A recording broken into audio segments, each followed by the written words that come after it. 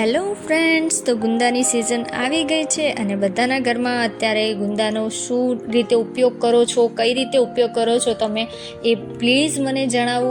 તો અહીંયા અત્યારે તો આપણે એ જ વિચારીએ છીએ કે ગુંદાનું શું બનાવવું, એટલે કે સંભારો બનાવવો, અથાણું બનાવવું, ભરેલું શાક બનાવીએ કે રસાવાળું શાક બનાવીએ. તો આજે મેં અહીંયા એક અલગ જ મસાલા સાથે ગુંદાનો સંભારો બનાવ્યો છે. તો એના માટે મેં અહીંયા 250 ગ્રામથી પણ થોડા ઓછા એટલા ગુંદા લઈ લીધા છે. એને ધોઈ અને સરસ રીતે પહેલાં તો સાફ કરી લીધા છે. હવે ગુંદાને એક બાજુ મૂકીએ અને મિક્સરનું જે નાનો જાર આવે છે એ લઈ એની અંદર આપણે એક મસાલો તૈયાર કરવાનો છે. તો એના માટે મેં અહીંયા 1 ચમચી જેટલા આખા ધાણા, 1 ચમચી આખું જીરું, 1 ચમચી વરિયાળી અને 3 થી 4 તજની લાકડીના ટુકડા લઈ લીધા છે. ત્યારબાદ મેં અહીંયા અડધી ચમચીથી થોડી વધારે અથવા પોણી ચમચી જેટલા મરિયા લઈ લીધા છે. હવે આ બધું છે એને આપણે સરસ રીતે એકદમ દરદરું પીસી લેવાનું છે. નાના જારમાં શું છે કે ફટાફટ થઈ જશે. તો તમે જોઈ શકો છો કે આપણે આ રીતનો એકદમ દરદરો પાવડર તૈયાર કરવાનો છે, વધારે પીસવાનો નથી.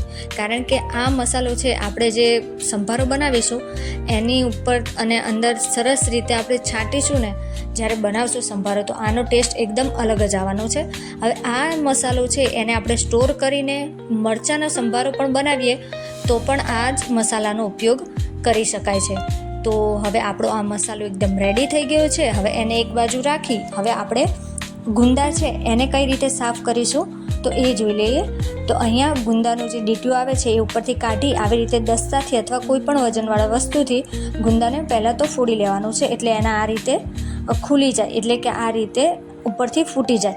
હવે આપણે મીઠાની મદદથી આપણે અંદર જે ગુંદાનો બીયો આવે છે એમાં ખૂબ જ ચીકાશ હોય છે, એટલે કે ગુંદા તમે જ્યારે પણ ફોડો અથવા ખોલો તો એમાં ચીકાશનો ભાગ હોય છે અને એ ચીકાશનો ભાગ આપણે દૂર કરવા માટે મીઠાનો ઉપયોગ કરવાનો છે.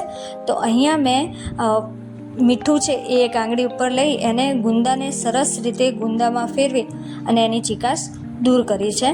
હવે આ રીતે પહેલાં તમે અલગ ભાગ કરી અને પછી પણ આ રીતે તમે મીઠા વડે ગુંદાની બધી ચીકાશને કાઢી શકો છો અને ગુંદાને સરસ રીતે સાફ કરી શકો છો. હવે જો તમારે આ રીતે હાથ ન બગાડવા હોય કે ના તમારે આ રીતે મીઠાથી સાફ કરવા હોય ગુંદા, તો સાફ કરવાના બદલે તમે ગુંદાને આ રીતે ફોડી અને એના 2 ટુકડા કરી કોઈ પણ વાસણમાં મૂકી 1 થી 1.5 ચમચી મીઠું નાખી અને સરસ રીતે પહેલાં ગુંદા ઉપર મિક્સ કરી લેશો અને એને 5 મિનિટ માટે રેસ્ટ આપી દેશો તો પણ તમારે હાથ બગાડ્યા વગર તમારા ગુંદા છે એકદમ સરસ રીતે સાફ થઈ જવાના છે. જરી પણ એમાં ચીકાશ રહેવાની નથી. આ રીતે કરશો તો પણ એકદમ બેસ્ટ ગુંદાની ચીકાશ નીકળી જશે અને જ્યારે પણ સંભારો બનાવશો ત્યારે ગુંદા છે એ જરાય પણ ચીકાશ નહીં પકડે અને એમાંથી કોઈ પણ જાતની લાળ થવાની નથી. તો આપણા અહીંયા બધા ગુંદા છે એના 2 ટુકડા કરી અને સરસ રીતે રેડી કરી લીધા છે. તો હવે આપણે ગુંદાનો સંભારો એટલે કે વઘાર કરી લઈએ. તો અહીંયા એક કઢાઈની અંદર મેં 3 થી 4 ચમચા જેટલું તેલ, 2 ચમચા અને 3 થી 4 ચમચી જેટલું તેલ લીધું છે.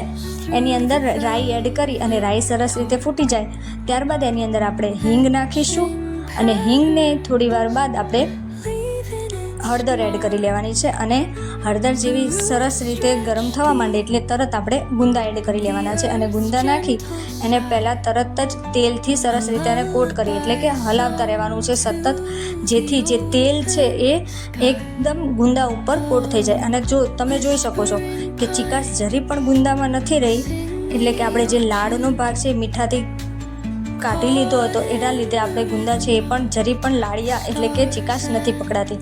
હવે એને 3 થી 4 મિનિટ માટે ઢાંકીને લો ફ્લેમ ઉપર રહેવા દઈશું અને 3 થી 4 મિનિટમાં તમે જોશો કે આપણા ગુંદા છે એકદમ સોફ્ટ, એટલે કે જ્યારે આ રીતે કટ કરશો ત્યારે કટ થઈ જશે, એટલે એકદમ સોફ્ટ થઈ ગયા છે.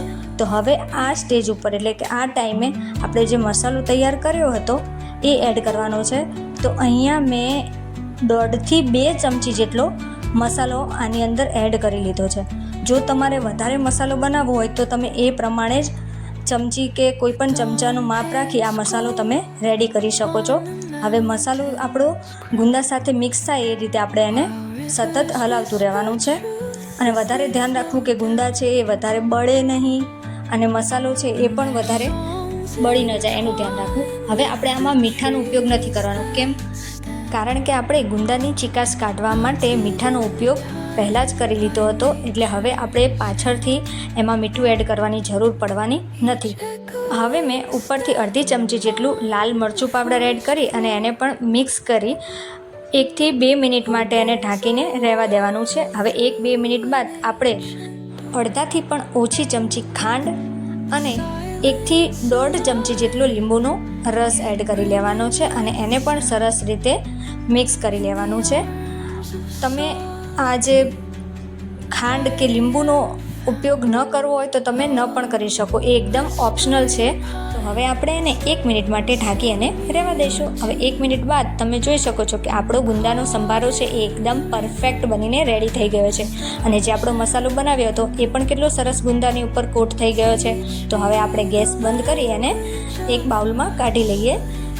તો રેડી છે આપણો ગુંદાનો સંભારો. હવે તમને આ રેસીપી કેવી લાગી એ તમે બનાવો અને બાદમાં મને ચોક્કસથી જણાવો. અને હા, વિડીયો ગમે તો લાઈક કરો અને મારી ચેનલને સબસ્ક્રાઈબ જરૂરથી કરો અને રેસીપી પણ ગમી હોય તો બીજાને પણ શેર જરૂરથી કરજો.